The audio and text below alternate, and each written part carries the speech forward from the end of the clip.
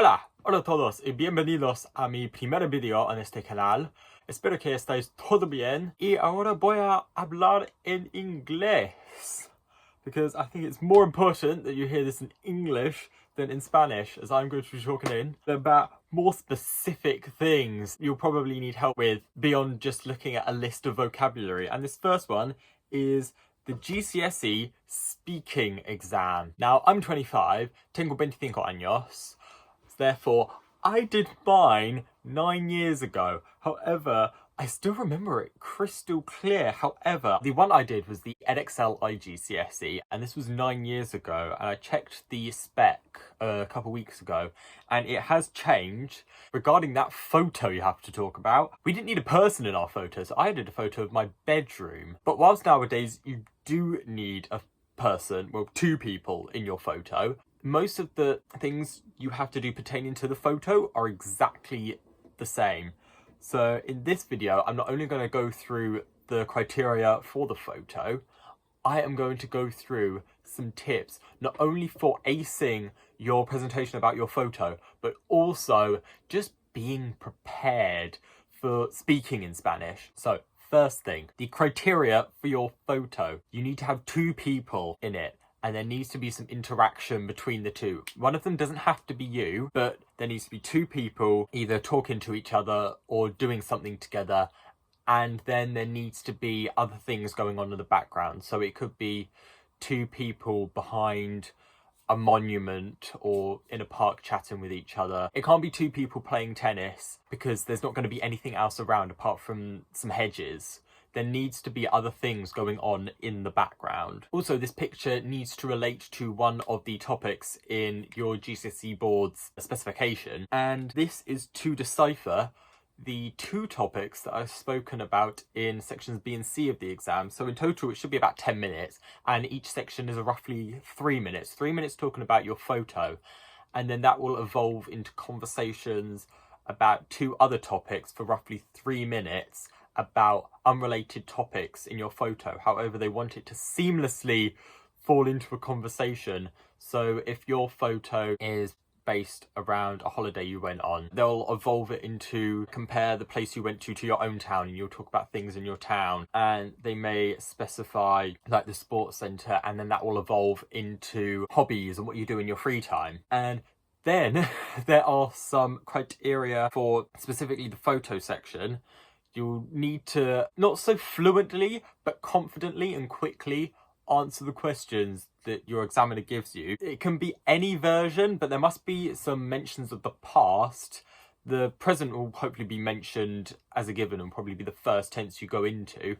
But you also need to include a future tense, and you will need to mention most, if not all, of the things present in your photo. Unless if it is like in a town square, they probably won't pick up on cobblestones or a bollard in the corner. But anything that's prominent, definitely be discussed. So the kicker with this is no notes. You can't bring notes. So there's a lot of stuff you need to memorize, and very concisely, as pertaining to the picture and what you will be describing, please remember the Spanish word for every single thing, big and minor, in the picture. Where I said earlier about they probably won't mention the bollard or the cobblestones, still remember the words for bollard and cobblestones, so you can say my friend to the right of the bollard if in a panic she's like wearing a blue coat and you forgot the word for coat. Remember the word for bollard, which I can't at the moment. But remember the words for everything so that you can include them in descriptions of the main things. And that's the next one. For each main thing in the picture, have a description, have things you know you can confidently say in Spanish, even if it's just short descriptions of the big things in the picture. So to two people, that's a given. If they're by a fountain, work out a description of the fountain. If they're next to a castle, think of descriptions for the city. You could use up some time to describe the city and the place the picture was taken in. The picture section is 3 minutes. You'll be spending 1 to 2 talking about the picture solely by yourself. So you can fit in a lot of words in like 60 to 100 seconds. You'll surprise yourself. I always underestimate how much I can say in like 5 or 10 minutes. Probably because when I'm nervous, I do speak quite quickly. And that's another important thing. Slow down. You are a Spanish GCSE student. You're not a Spaniard. You were talking to your Spanish teacher about a picture. You haven't just like started a job in Santander, the city, not the bank, maybe at the bank, but yeah, you haven't started a job at the bank in Santander on the north coast of Spain, expecting to talk in fluent Spanish to customers about their checking account and wanting to start a mortgage. So before you start planning descriptions for things, just point out on your picture every single main thing, and then for each main thing, select 2 facts about each main thing. And this is a really good way to get in the past tense. Have 1 fact about its current state as it is, so you can quickly reel that off in the present, because the present tense is always the one that sticks in everyone's mind. And then for the past, think about either what it used to be like, so you could put in an imperfect, something it once did or once helped you with, so you can use the preterite tense, or you could rephrase it in another way and use the perfect tense. Just try and get a variation of past tenses with this sort of second fact about the main things, as it will guarantee you get it in there. Maybe for one of the things, select for the future tense and say that you will do this with it, or it will turn into this. And then with the second thing, make it a conditional, and try, if you can put it in your mind, try a conditional. Only really try this if you're really confident, because it's far more important to talk fluently and confidently than to try and think up all the bits of grammar you learn over the 2 years. All these bits of grammar are brilliant for your writing. In your writing, you've got like an hour. It's 50 marks. You're probably going to be writing 200 words.